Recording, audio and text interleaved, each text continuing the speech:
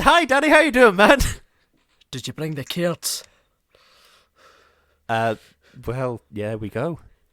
No, did you bring the fucking kids? Aye. You cunt. Yeah, that's in the film. Someone asked. I'm sure. What do you mean? Have you watched it, Lewis? Yeah, I watch every film. Aye. On fucking Spark Notes, no doubt. I watch every film, but I have a terrible memory. That's the foundation of this podcast, is me not remembering what happened in the film when you inevitably say, oh, do you remember when John Smith did this obscure thing? And I say, no, I don't. When did that happen?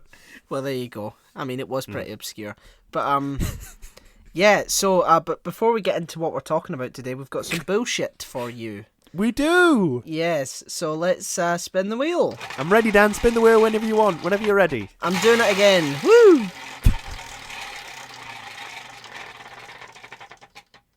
The Doctor Who Season 13 trailer has been released. Yeah. We watched it literally just now. Yeah. Danny said, do you want to do the Doctor Who trailer for the podcast? Bullshit. And I said, yeah, all right. So 1 minute and 38 seconds ago, we both watched it. Yeah, we did. And I've got it playing as well. As we're exciting. I've closed the tab. Oh, just to remind myself of what it is we're talking about. No, I've committed it all to memory perfectly. You will mention things and I will tell you whether or not they happened. Yeah, you've got every frame, memorized. In your head. Yep. Okay, so let's get into it. So, in case you didn't know, this is going to be Jodie Whittaker and Chris Chibnall's final season on Doctor Who, which is big news. Jodie and Chris have been in it since season 11. Quite a while, yeah, now. Yeah, so it's been 3 years. I said, well, longer than 3 years because it took them a while for season 12 because of stuff, and it's going to take them longer for series 13 because of COVID and things like that. But the trailer is 59 seconds. Yes, and which makes me worried that there's not that much stuff to entice me with in the actual season. Yeah, there's a teaser at the beginning that starts with Jodie saying, get inside, and some new person saying, whoa, and then that's the trailer I think beginning. This is the new person who the internet keeps telling me was in Game of Thrones, which is something I also did watch, but I don't recognise him at all. Yeah. Who was he in Game of Thrones? I had no idea. Oh, well, that bodes for my knowledge. Wait, let me just check. I think it might be Grey Worm. Yeah, I think he might be Grey Worm. Terrible name. Terrible fucking name. Or in High Valyrian, Torco Nodo. So there you go. Also terrible name. Well, Lewis, I know you don't like Game of Thrones.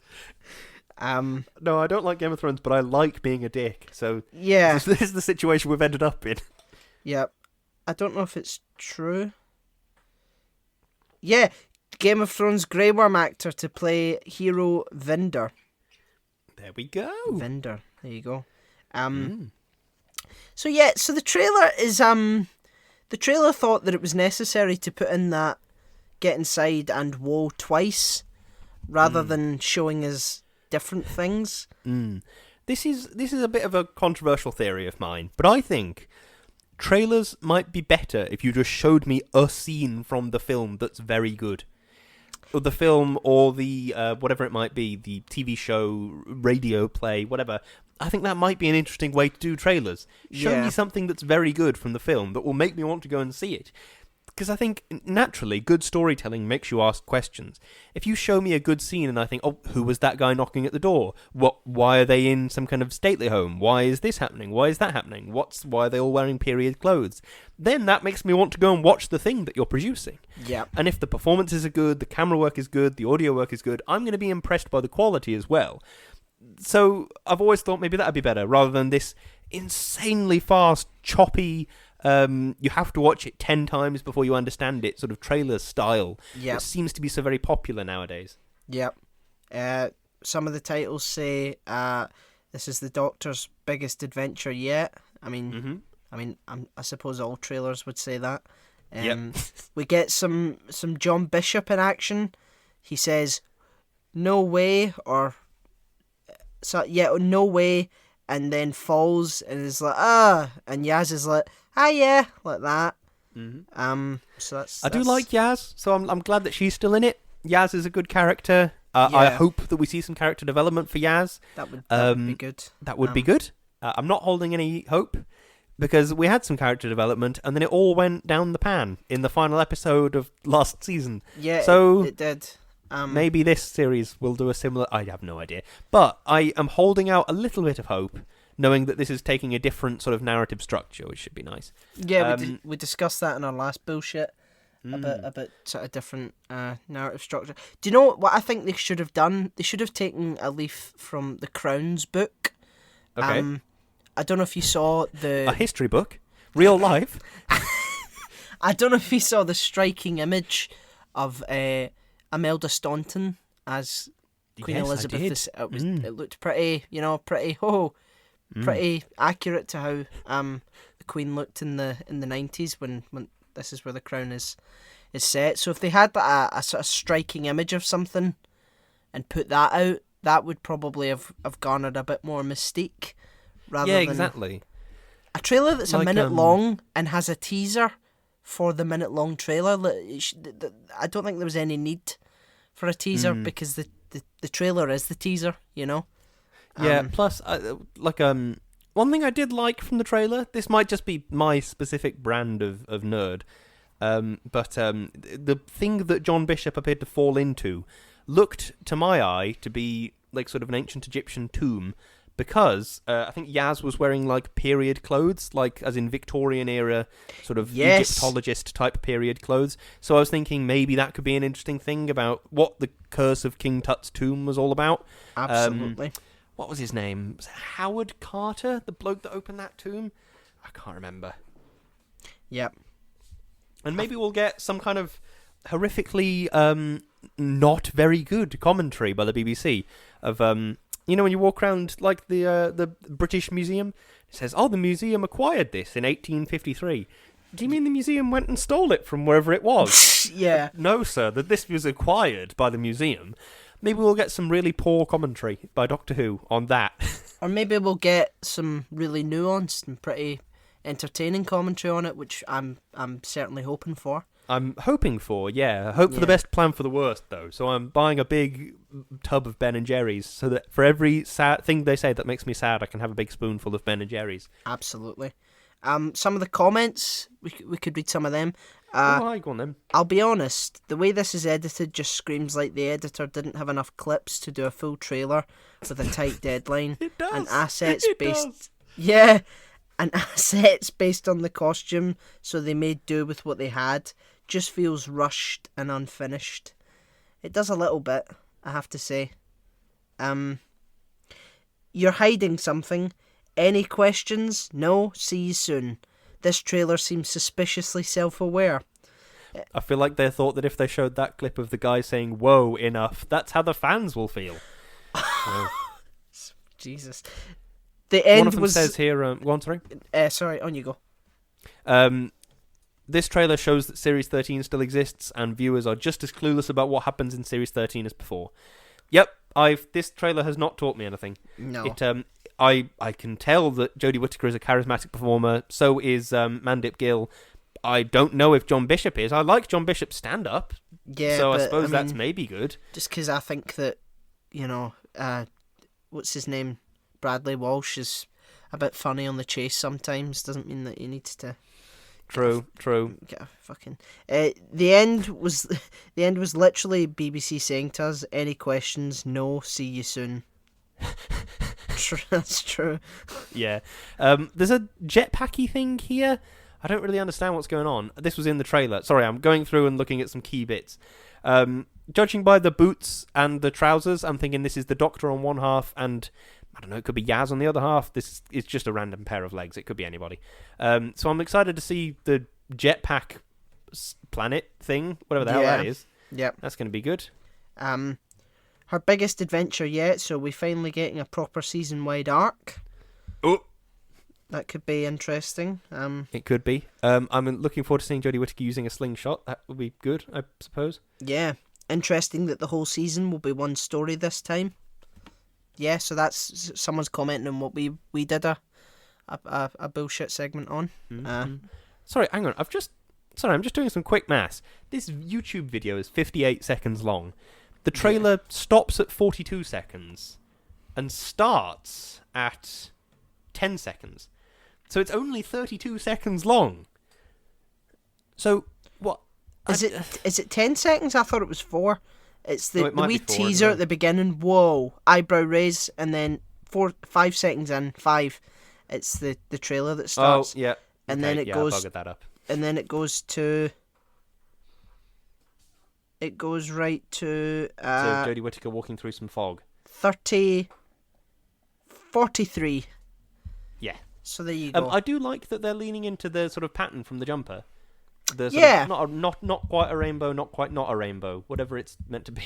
I do like that. That's cool. I like that they're leaning into that. That's cool. It's although would it have been like they're introducing Matt Smith's Doctor by saying here's a dozen fezzes, enjoy. Do you know what I mean? Maybe it's not quite as good as it could be. I suppose. I mean, there's the whole thing about the 60th anniversary. Oh yeah, of course. When is that? Well, it's in 2023 because the last one was in 2013. Yes, of course it was. So I don't know if Jodie will still be there for that, but unless this comes out in 2022 and, has like, a series of specials, sort of like how they did it with David Tennant and his last thing, but that could be interesting. Because they are doing a series of specials, aren't they? Yeah, I thought I read that somewhere. But, yeah, so, I mean, not a lot to go on, to be honest. I would rather, like... Someone's just commented, this is more like a teaser than a trailer. It's like, this shouldn't be the Series 13 trailer. Let's go... I want to go back to the Season 12 trailer. I want to go back and see how that looks compared to this one. Series 12 Doctor Who. Trailer. Yeah, well, that's 1 minute and 16 seconds, so it's a bit longer. Seemed to be a bit more excitement around that because it has a lot more views, certainly. But I mean, it was released a week ago and it has 440,000. That's pretty low for a show like Doctor Who, So that sort of worries me a wee bit. But I can't judge it until I've watched it, so I just want it to be good. Yeah, that someone commented that as well. Please be good this time. So yeah, but we'll see, I guess. Indeed we will. Any final thoughts? However that could possibly look. No real final thoughts. Just God, I hope Doctor Who is good this time. I'm tired of not enjoying Doctor Who. I love sci-fi. I love Doctor Who. I just want Doctor Who to be good. Yeah, that'd be handy, Be nice, wouldn't it? It certainly would, but we'll see. Anyway, we are here today, and we are talking about the film Trainspotting. And we are. Yeah, it's a dark film, and it was written by Irvine Welsh, who wrote the book, and John Hodge. Who was also in it. Was he? Yeah, briefly. Sorry, this is a bit of trivia I learned in preparation for this episode. There you go. Irvine Welsh in Trainspotting. Yeah, he played like Mickey Forrester. That's it. He's made a cameo appearance as the drug dealer Mickey Forrester. Oh, yeah, so he does. That's right. There you go. Bit of knowledge there. Look at me learning obscure facts. Yeah, I'm bloody good, aren't I? And it was directed by Danny Boyle, who has directed quite a few things in his time, and is starring Ewan McGregor, Robert Carlyle, Johnny Lee Miller, and Ewan Bremner. So there you go. Do you have an opening statement? I do. Maybe heroin is bad. Wow. That's what... Lewis, I'm going to have to ask you to expand on that. That's a pretty hot take, if I do say so myself. Yeah, it's pretty bad. Obviously heroin is still sort of a bad and damaging thing in lives, but like I think that I don't know, the film isn't really about heroin in a weird way. Yeah. Do you know what I mean? It's about sort of what does it truly mean to have friends, and what does it truly mean to make decisions, and I don't know, it's, as with all of Danny Boyle's films, there's something nice going on somewhere in it. Well, not nice, but there's something more intense going on underneath the peak. Bloody hell, I can't fucking speak today. On underneath the sort of top layer of meaning of, it's about some guys that like heroin. Yes. A very raw and dark look at the problems of addiction. What can make someone a morally bankrupt person, and how much responsibility does one person take? Yeah. Yeah, it's you're right. It's it does talk about morals in a very interesting way, and I guess we're on CRQs now because I'm talking at my arse all of a sudden, so that's good. I listened to a podcast not so long ago with an addiction doctor. They had some actual title that was not addiction doctor. It was some kind of fancy word. Okay, but yeah, with a doctor that sort of helped people suffering with addiction. And there was a couple of tiny, obscure, interesting facts where they said that alcohol is the only thing that you can technically be addicted to under certain different laws from certain countries or something like that. But, obviously that's fucked. But the thing that really stuck with me that they said was that there's much more of a disease component to addiction than you would possibly imagine. Mm-hmm. It's not at all the moral choice. After even the first time, or even before the first time, it's not a choice the person is making. Absolutely. They just can't help but do it. Yep. It's like a compulsion or a tick almost. It's something that the person can't help but do. And I think that's really stuck with me. And it stuck with me throughout watching this. It's not about sort of the heroin in a strange way. It's not sort of moral, like a lack of morals. It's just a thing that they can't help but do in their lives. They can't help but be in this situation. It's bizarre. Absolutely. It's still very romanticized in Hollywood. Like, mental health problems, in themselves are romanticized, but like addiction is something that pisses me off. Yeah. Yeah, but addiction is something that I think a lot of people have a hard time understanding. It's, you'll get people who are very judgmental and say, well, just pick yourself up, and it's like, well, you have a choice, you don't have to do it, no one forced you. It's like, well, maybe not the first time, but it's like, a lot of the times, even the first time is forced. It's down to peer pressure, it's down to a lot of different things. It could be to do with poverty, and then it's sort of got its hooks in you. Yeah. And you're right, it's not a choice. It's not, because I would imagine that most people don't really want to spend all their money on heroin. Yeah. And, if anyone was acting in a sort of rational way with all of their faculties intact, after seeing an infant die because of heroin, any rational person would never touch it ever again if they could help it. But they can't, and that's the point that the film's... It's what's so fucked about it, yeah. Yeah. There's a great TV show called Euphoria. And you have mentioned this to me, which I haven't seen it. Yeah, you've said we need to do it for the podcast. Yeah, it's starring Zendaya and other people that you might recognise. And it feels like a very sort of Americanised, kissing booth-esque sort of thing, and then you realise it's actually very well written, and it's actually rather progressive in the things that it does, because the principal character Rue does a lot of horrible things because of her addiction, and it takes great lengths to show that it's not because she wants to hurt the people around her, or wants to be a bad person, if you want to call her that. It is to do with what drugs do to you as a person. It's not you doing it, it's the it's the addiction.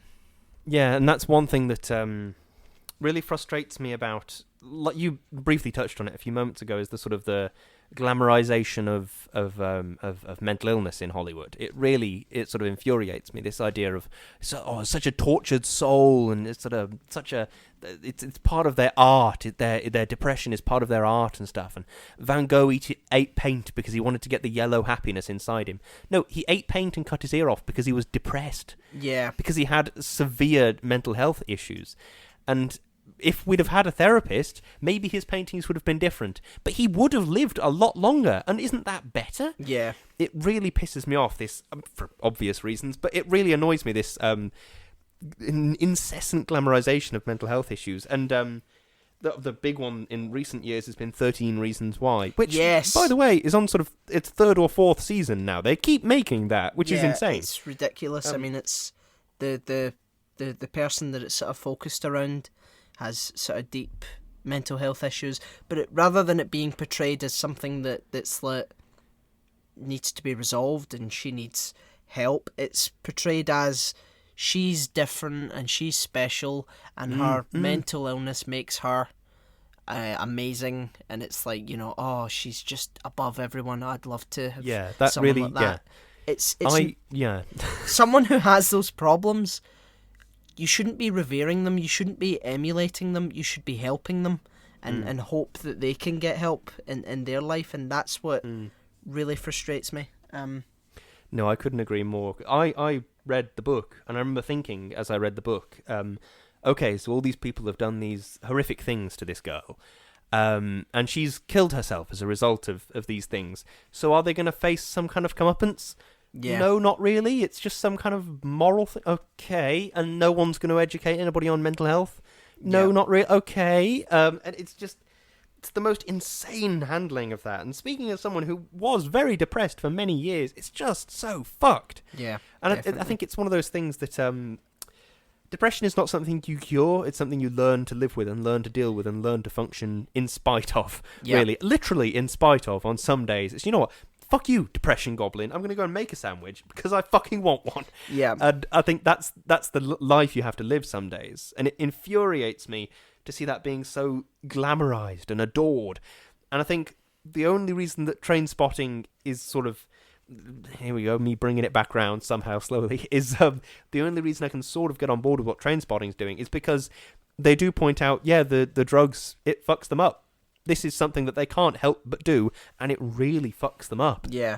Like, when you watch something like Skins, especially if you're younger, you could probably come away with the, oh my god, they're so cool, you know? And, like, even in the show, like, there's a character called Effie Stoneham, great name, I mean, fucking Jesus.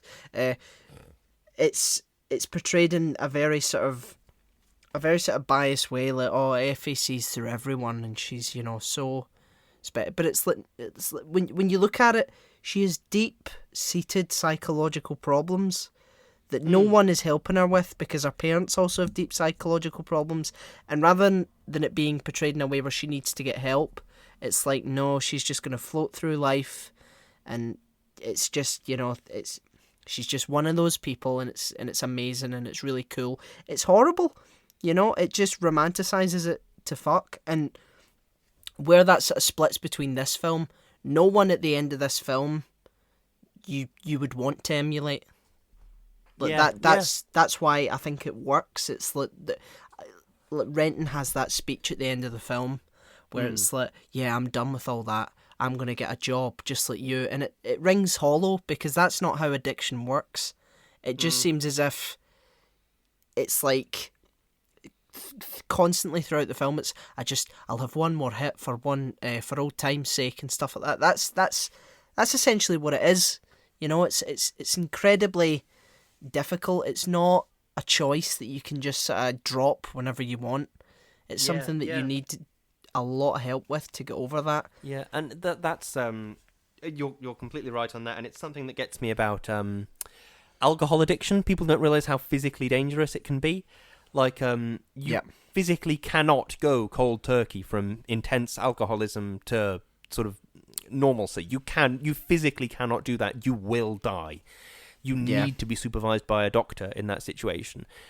So that's one thing that does get me about cold turkey. And when, fucking hell, Ewan McGregor, Renton, is that his name? Renton, yeah. Yeah, Renton. When he goes cold turkey, and it's sort of like he's just doing his bit to get clean of heroin. It's like, well, okay, I know that's what he wants to do, but it's probably not going to work. It's not really a tenable solution, you know? Yeah, no, definitely. I don't want to sound like a sort of bad advert for like Scotland or anything like that, but people like Begbie actually exist, and I've met them.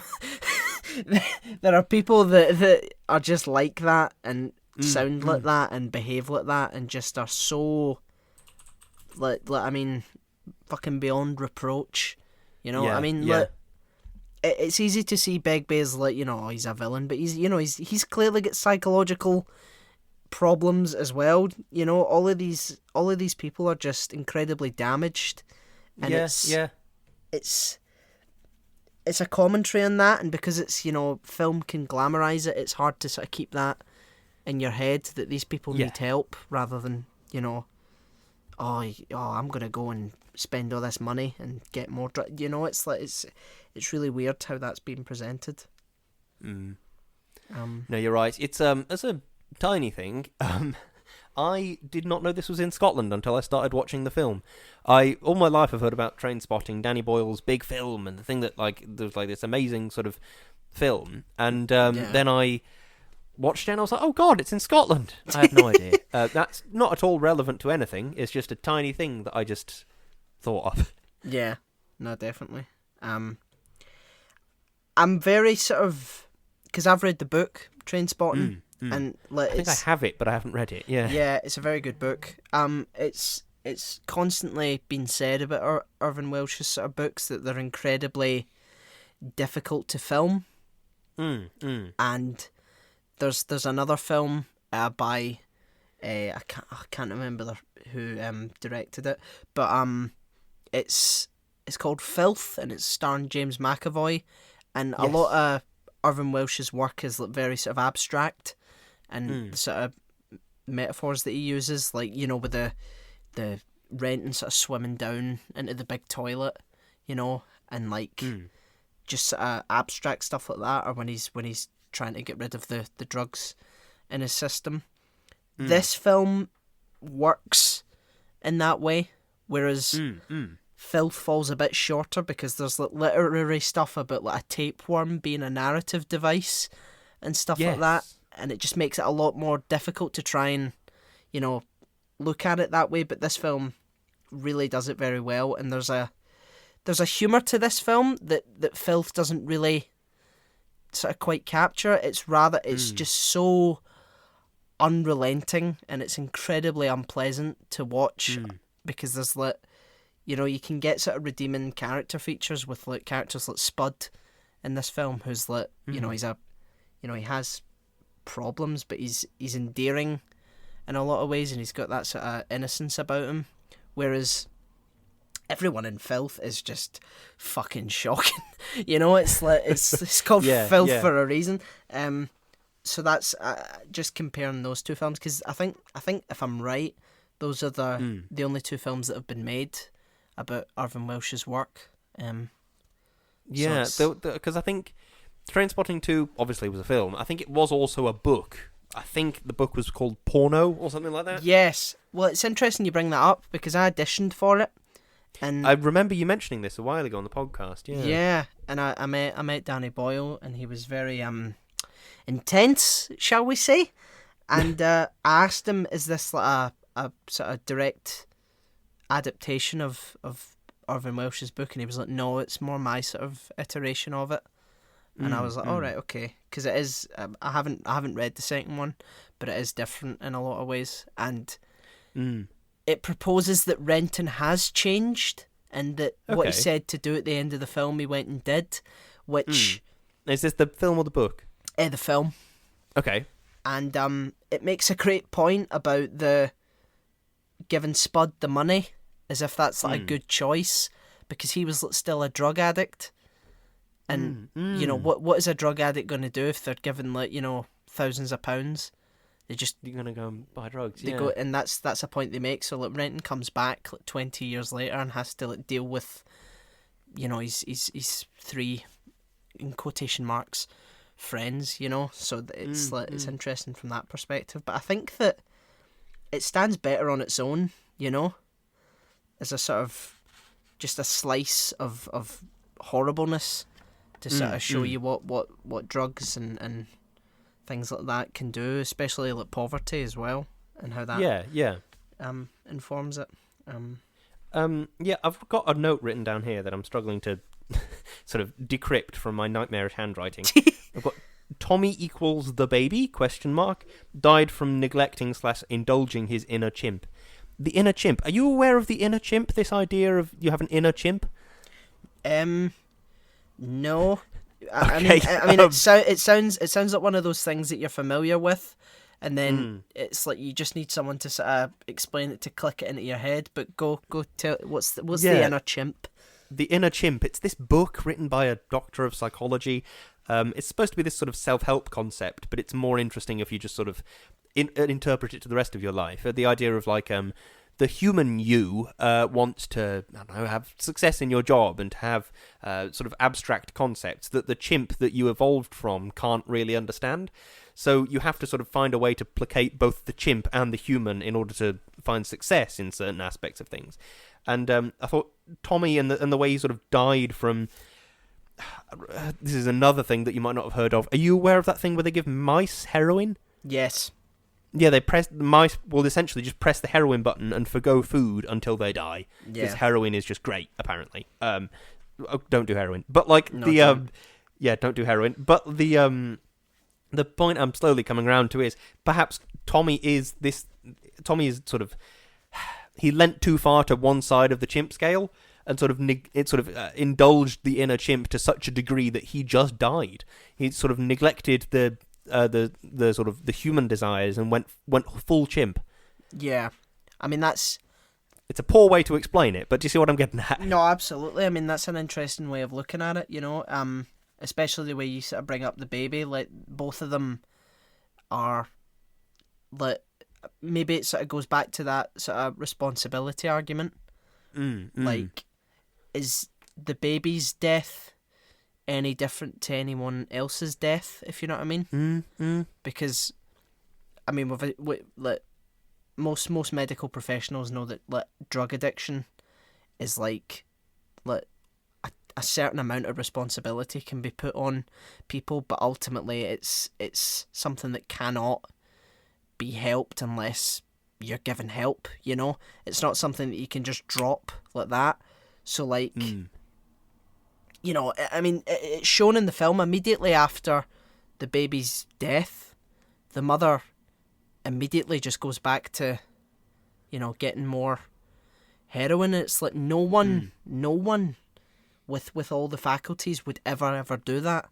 So that's something, yeah. So it's like Tommy dies because of heroin, and ultimately the baby does. So is it like is the responsibility any different, really? Because they just are both the victims of this situation in a strange way. Tyrannical, you know, addiction. You know, it's like it's an interesting way to look at it. I don't know what you mean about how the baby's sort of comparable to Tommy being like the inner chimp. Is that because like the baby's like very young and like is... I think the thing I was trying to go for is does the baby represent sort of an inner chimp in the strange... Well, I suppose the inner human rather than the inner chimp. The heroine being the chimp and the baby being the human, of like, you do have to sort of... The idea of like life being a support system for art and not vice versa. You can't... What these addicts want is to be able to live in a world where they can both do a load of heroin and also live a life they want and have this baby in the house and do whatever they want to do and sort of stuff. But they sort of have to come to realise as time goes on that that's not at all possible. Yes. They can't have it both ways. And I think that's what my scrambled notes were trying to get at about the baby. The idea of like... They can't help but fall down the path towards the heroin, so they just accidentally almost neglect the baby. Well, I suppose deliberately accidentally. You just see what I'm getting at? The baby is neglected because they can't help but go down the heroin pathway. Absolutely. I mean, I saw a sort of comparison to like drug addiction as like living in a dictatorship. Everyone has their needs and wants, whether it be their family or their job or their baby or whatever it is, but if you're living in an authoritarian regime, you know, you're probably not going to get a lot of say because of like the sort of external pressure that's put on you. And Yeah. because addiction is a tyranny, you know, it's like it forces you to abandon what you consider sacred for this unobtainable Nightmarish thing, yeah. unobtainium that you can never get. You know, it's like Yeah. you're always going to want more of it by necessity, and I think that's a great way to look at it and sort of frame definitely. it as a sort of someone forcing your hand rather than you going, no, I suddenly hate everyone in my life and I care about nothing and I just want this. That's not how human beings work. You know, it's something else that compels people to go down that route. You know, rather than just, yep, I know what I want, and suddenly, fuck all responsibility, because this thing is just, you know, is just rationally weighing it all up. I've got my wee Venn diagram. I know what I'm after. You know, it's like it's almost like an allergy. Down the you wrong know, pathway, yeah. but it's interesting to sort of look at it that way. I just want to say, this is the man that directed Yesterday. Yeah, they're so totally different as movies go. Yeah, I mean, he also directed Steve Jobs, which I didn't know. Yeah, I've just Googled him quickly so I can surprise you with some facts. Yeah, he did Google Steve Jobs. He Googled Steve Jobs. He directed Steve Jobs. Apparently he did 127 hours. Yeah, he did. That's right. I know he did Slumdog Millionaire, which is also on this list. He absolutely did. 28 days later, 28 weeks later. Yeah, I mean, he's got a pretty... Christ, he's done loads of stuff. Yeah, stuff that you just were like, what? Surprised about. I'm going down now, so I don't really know Lennon or McCartney. I mean, I think he's a big Beatles fan. He's an anti-monarchist, I know that. Mm-hmm. Based. Based. Yeah, I mean, just considering we did. You know when you see someone's second or a first and second name, and you don't automatically assume it's who you're thinking about.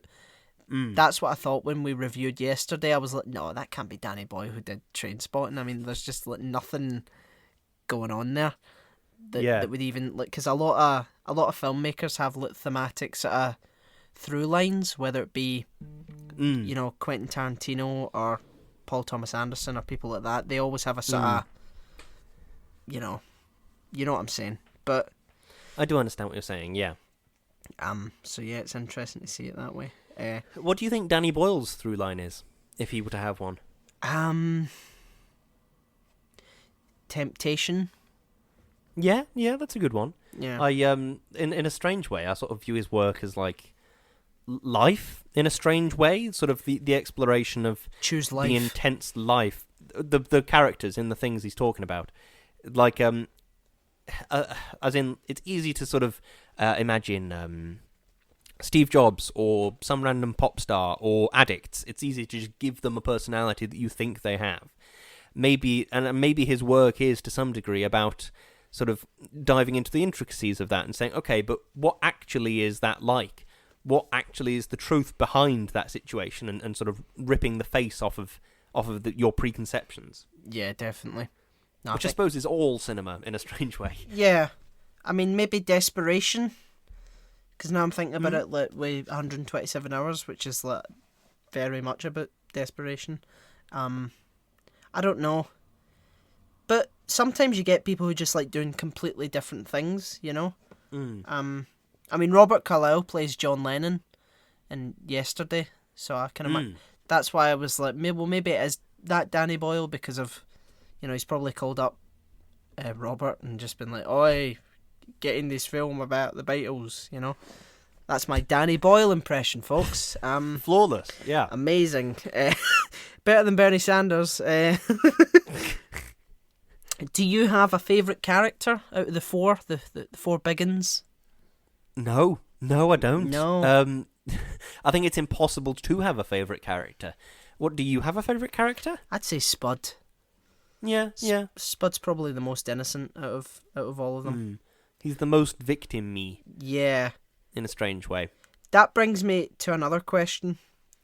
We've established that addiction is very much an external sort of thing that the majority of people cannot help, and it's a medical condition that needs to be fucking recognised and dealt with. Mm. But is addiction all that Renton is suffering with? Because there are points where he just seems very deceitful.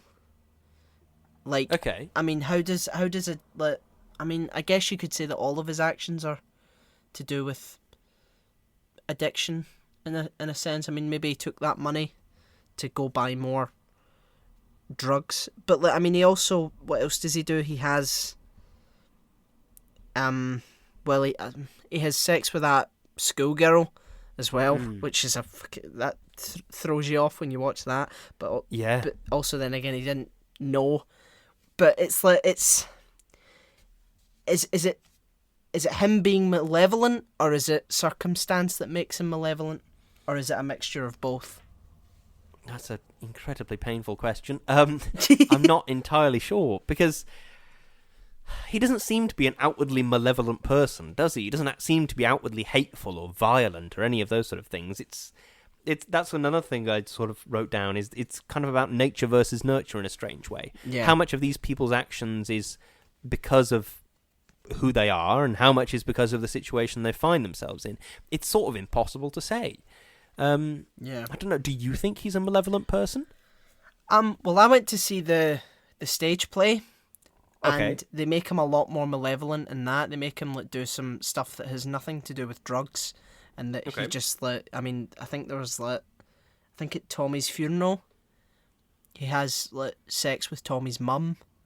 God. Yeah, so it's there's stuff that he does that's just outwardly, bad, and Horrendous. he just says, "Oh, Yeah.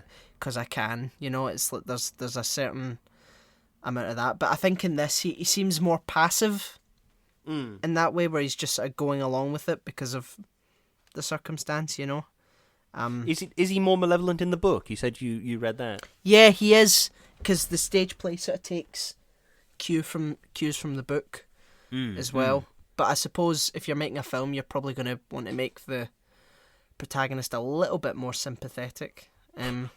Yeah. I mean, apart from filth, well, to be fair, he's the main character, Bruce Robertson, is he's much worse in the book, but he's horrible in the film as well.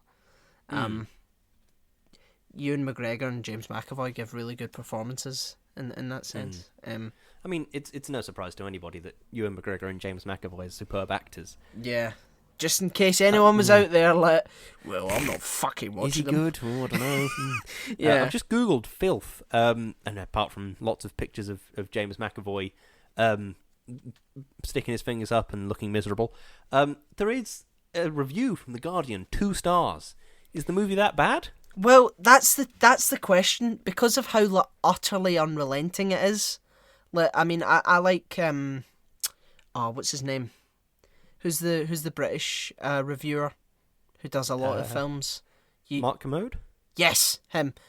He said if you're into just an hour, 2 hours of pain and uncomfortableness, then it's going to be the film for you. But where it differs from Trainspotting is Trainspotting has an element of humour, and it feels more like punching upward than downward, if you know what I mean. Yeah. Whereas the film Filth is about a police officer who has power, and he's a lot harder to sort of get behind, if you know what I mean, because his motivation is that he's essentially abused his wife and has lost custody of his children, and he's racist, he's bigoted, he's got sectarianism views, he's homophobic, he's a horrible, horrible character. So it's whereas Renton is more of a, he has moments of eloquence as well. Yeah, he's sort of more of a passenger. Yeah, when he talks about Scotland being colonised and sort of just, laughing and just sort of he just seems like more of a regular person that's been caught up in this horrible life, whereas Bruce is he emanates it, he's so miserable, and there's scenes where he's talking to a homeless guy, and this homeless guy's just asking him how he's doing and all that, and if he could spare any change, and his first reaction is to say, "Oh, it's going to be a cold winter" and stuff like that. Like, just horrible shit like that, you know. So, I mean, it makes a good point, but do you really need a 2-hour film about a miserable misanthrope to get it through your head that the police can be a bit shit sometimes, you know? So I don't know, but I think I would definitely watch it. I think you might turn it off halfway through though. I think you might be like, "Fuck this! What am I doing to myself?" But yeah. I'm running out of notes here quite drastically in a very strange way. Yes. It's always the thing with good films is you talk about how good they are and then you forget to talk about anything else. Yeah, you can't really say much other than that addiction should be recognised as a health condition and heroin is bad. Like, there's not really, you know. But I've got something here. Tommy dies from toxoplasmosis, doesn't he? Yes. Yes, there was a lot of like weird, intense fear and hatred about that a while ago. I also listened to a podcast about a cat doctor who is a person that exists. Not a vet. He was very clear to point that out. She, I think it was actually. Oh. They were very clear to not point that out. They were like a doctor of cat behaviour and psychology. Yeah. Apparently toxoplasmosis isn't really a problem if you just get a cat that doesn't have it. Oh. And then even if your cat does have it, if you just wash your hands after you've touched their poo, then you're fine. So that's something that for some reason I was like, yeah, maybe I should bring that up.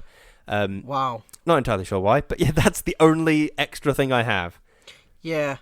I mean, there might be something to that, like what you were saying about the inner chimp, because the kitten survived, like the more animalistic side of maybe Tommy, like, you know, survived and won the battle, if you know what I mean. That could be, because there was, as it was being described, it was just like a 30-second frame of this little tiny innocent kitten, you know. So it's like, it was very. Do you know what it reminded me? It reminded me of The Shining.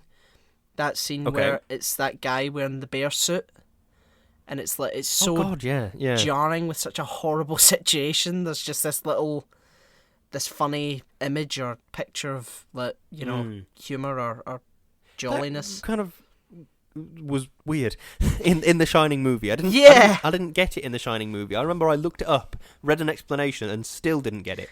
In the book, it's sorry, do you mind if I spoil the book for you? Yeah, go on, spoil it. Well, essentially the exact same events occur, but the hotel explodes. Right. In the book, the Jack Nicholson's character, whose name I've fucking forgotten, Christ almighty. In the book, Jack Nicholson, that's it, Jack Torrance. He sort of, in learning about the hotel, which is sort of haunted and has these sort of spirits, and it's got like a dry charge of all the people that have died in it and stuff.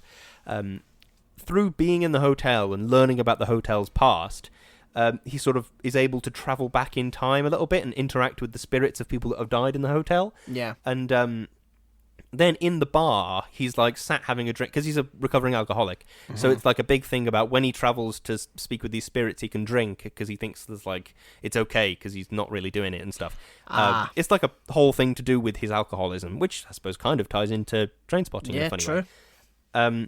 But yeah, in the bar when he's having a drink, there's this one particularly rich guy who's making one particularly poor guy dress up like a dog and sort of catch treats and sort of humiliate himself for the sake of money. Jesus. And it's meant to be sort of an interesting sort of take on this person from history and sort of the massive inequality and stuff, because Jack Torrance has taken the job because he's incredibly poor. Yeah. And sort of, well, what about the people who actually own the hotel? Jack Torrance is there repairing the hotel for some guy that's thousands of miles away. Yeah. Who actually owns it and runs it in the on-season.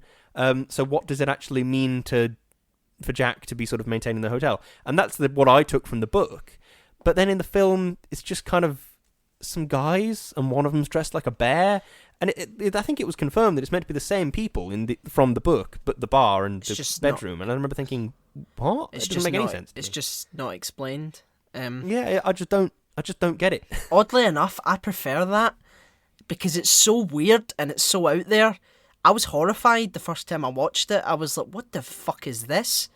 What is going on? Like it's just so out there and just so completely antithetical to what's going on. It's like that fear of the unknown. again, it's like, why? What? You don't even know how do you even gauge that? You know, it's Yeah, like, but you know, I do think it works more for the book for it to be like more of a historical sort of thing because it's a mystery as well, you know. Whereas the film is far more abstract and it's more about, you know, having to guess and like sort of putting very vague pieces together. This also it reminds me of another thing I was thinking about the film and what you've been saying about the stage play and the film and the second film and the book and how they're all sort of slightly different, and it's makes me think of Stephen King's philosophy of sort of when a director starts making a film based on one of his books, that's theirs now. That's theirs. Yeah. That he's not involved anymore. Because famously, he massively opposed the idea of casting Jack Nicholson to play Jack Torrance. Yeah. Because the idea of the book is that Jack Torrance is a family man trying to better himself, and then he gets sort of dragged back into his old alcoholism, and he's sort of possessed by the spirit of the hotel, and he tries to redeem himself but can't. Yeah. But Jack Nicholson is very clearly very insane right from the start.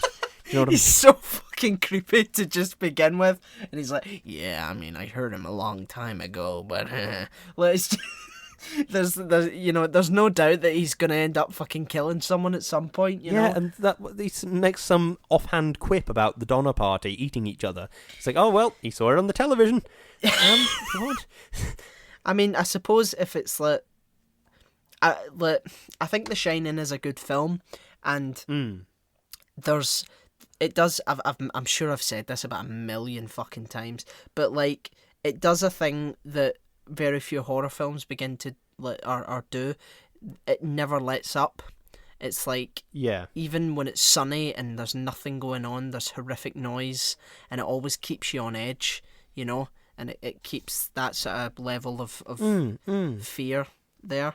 But I think you're right I think Stephen King was right about it's more tragic and more horrifying if it's a guy who has been bad in the past and is now normal and doing well to sort of be dragged back into the things that, you know, his demons sort of drag him back down. If you know, that's more horrible than just kind of because it's been a while since I read the book, but if I'm remembering right, I think he got fired from his teaching job for hitting a student.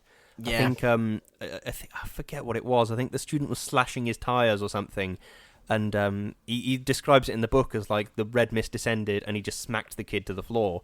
And he sort of got fired and he was like, oh my God, what have I done? And he immediately tries to better himself and he stops drinking and his marriage is falling apart because of his alcoholism and he tries to stop drinking and he stops doing that. And then the more time he spends at the hotel, this empty hotel where they've removed all the alcohol, he finds vodka and whiskey in the cupboards and makes himself martinis and stuff. And then he gets tempted to hit Danny a few times, and it's like you can sort of see him sliding back into this bizarre hybrid of the nightmarish hotel spirit and the worst possible version of Jack Torrance. Yeah, definitely. No, it's more gradual, and I think that works more. I would say. But quick, tie it back to Trainspotting. In The Shining, it snows, and Trainspotting is set in Scotland, where sometimes it snows. Wow. Fucking hell. Why is it called Trainspotting? That's what I want to know. I don't fucking know. Why is it called Trainspotting? Let's see. The film title is a reference to a scene in the book where Begbie and Renton meet an old drunkard who turns out to be Begbie's estranged father in the disused Leith Central Railway Station, where which they are using as a toilet. He asks them if they are train spotting. Oh. Okay. Well, there you go. I mean, maybe it's that's very specific. Maybe because trains are really fast, and it's a cheap thrill if you're standing on the platform as it goes whizzing past. But if you get too close, you get killed. I have no idea. But it's certainly obscure. It's catchy. But I think I don't think I know that I'm definitely out of notes now. Yes, I am also out of notes. Have you got a closing statement? Yeah, don't fucking do heroin, please, and thank you. Yep. Don't do heroin, please and thank you. Also mine. There you go. Should we do some shilling? Yeah, go on then. Yeah. We all have Linktrees, and Lewis's Linktree is linktr.ee/Lewis_Brindley. Mine's is /O'Hiram, and the podcast's is /Shouting Into the Void. There you will find our socials, our Instagram, our Facebook, our YouTube, all that stuff. We post quite regularly, so go have a look and give it a quick like and give us a follow. Thank you. We also have a PayPal donate button, so anything you can spare, anything at all, would be greatly appreciated. We also have Patreon, and we want to take the opportunity, as we do every week, to thank our wonderful, wonderful patrons. Chloe. Thank you. Darius. Thank you. Peter. Thank you. Aditya. Thank you. Richard. Thank you. Natalie. Thank you. And Dougie. Thank you, one and all. You do allow us to make this podcast that we love to make. You allow us to go from Marvel to Trainspotting on the head of a pin, and that means the world. So thank you very, very much for allowing us to do that. Yes, thank you so much, guys. It really means a lot to us. We also have merch on Teespring and Redbubble, tote bags, jumpers, mugs, stickers, all sorts of stuff. Go over there, get yourself something nice. Yeah, treat yourself. Treat yourself. You deserve it. You've been working hard. And as Donna Meagle and Tom Haverford would say, treat yourself. Yeah, whoever they are. From Parks and Rec, the treat yourself bit. Oh yeah, shit. Yeah, them. I'll cut that out. No, I won't. We are also partnered with an amazing company called Number 12 Crochet Avenue, and Lewis is going to say some wonderful things about them, all of which are true. Indeed I am. Number 12 Crochet Avenue is a wonderful company run by my wonderful wife, in which they crochet, and they're very, very good at it. And if you would like to bless your Instagram feed with some amazing content... Oh, I'm going to start that again. Christ. You alright? Yeah. I'm keeping this in. Fuck off. Inhaled a piece of dust or something. Number 12 Crochet Avenue is a wonderful company run by my wonderful wife, in which they crochet, and they're very, very good at it. And if you would like to bless your Instagram feed with a wonderful, wonderful account, you can go to Number 12 Crochet Avenue, give them a cheeky follow and a couple of likes, and see what's going on over there. Thank you. Yes, please do. Well, that was Trainspotting. It was. Yeah, it was very dark, very gloomy, and yeah, lots to think about. Indeed. But guess what, folks? We don't know what we're doing for the next one. Oh no, I've got a gentle request though. Oh, go on. Shall I spin the wheel? Yeah, spin the wheel, and I will carve it into stone that this is what we're doing next week. Yeah. Go on. Ocean's 11. Oh! Danny famously hates heist movies. I do. This is the heist movie, really. It's sort of the pinnacle of the genre. And I think it's better than a lot of other ones. Okay. And because I think that... I mean, I don't want to spoil it, because, you know, most of what I want to say now is what I will be going into next week. But yeah. I think this is a really good example of what the genre can be if you take a long time to sit down and read your script, write your script, get good actors in, get an interesting and engaging antagonist. I think it's a good example of what the genre can be, and I will be interested to hear Danny's thoughts on it, aside from what I know to be his opinion of heist movies already. And his opinion of heist movies is... Yeah, that is definitely it. But, Lewis, you sat through this absolute eyesore of a film, so it's only fair. Yeah, and then... This has just become us trading insults now. But definitely. After this, Danny, we're going to do Mamma Mia, and you're going to be fucking happy about it. Oh yeah? Well, after this we're going to do The Human Centipede. What do you think of that, bitch? But no, I'll give it a chance. It seems to have a few people in it. It's got George Clooney, Brad Pitt, some other folks. The one thing I would say, watching this movie, both for Danny and the listeners at home, listen to it with headphones on. Don't distract yourself while you're watching it. Pay 100% of your attention to the movie. Okay. I think that's the only way you'll get the maximum experience out of it first time round. I will do. And I hope you all do as well. Indeed. But until then, we shall see you, hear you, smell you, turn into a worse version of Jack Torrance next time. Yep. Indeed. Thank you very much for listening. We'll see you next time. Thank you. Goodbye. Did you bring the fucking kids? Goodbye. Oh, fuck it.